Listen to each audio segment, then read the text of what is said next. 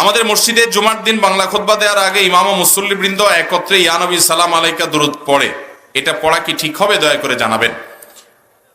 মসজিদে বা মসজিদের বাইরে দুরূদ এটা ব্যক্তিগত আমল, এটা দলবদ্ধভাবে মিছিলের সাথে ইয়া নবী সবাই মিলে সুরে সুর মিলিয়ে তালে তাল মিলিয়ে পড়ার জিনিস। আপনারা নামাজের দুরূদ পড়েন কি পড়েন না? নামাজের মধ্যে দুরূদ পড়েন না? এই দুরূদ কি আপনারা ইমাম সাহেবের সাথে সুরে সুর মিলায়া তালে তাল মিলায়া পড়েন? যার যার দুরূদ শেষে পড়েন না? তো নামাজের বাইরে গেলে দুরূদ পড়ার জন্য আবার একজন ইমাম লাগবে কেন? যে ইমাম টান দিবে ইয়া নবী, তখন সবাই টান দিবেন। নামাজের মধ্যে কি সেটা আছে? তাহলে আপনাকে এটা কে শিখাইলো? দুরূদ এটা পার্সোনাল আমল।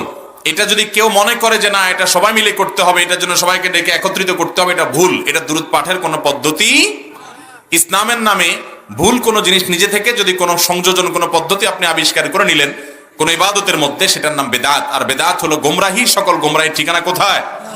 আল্লাহ তাআলা আমাদেরকে বেঁচে থাকার তৌফিক দান করুন।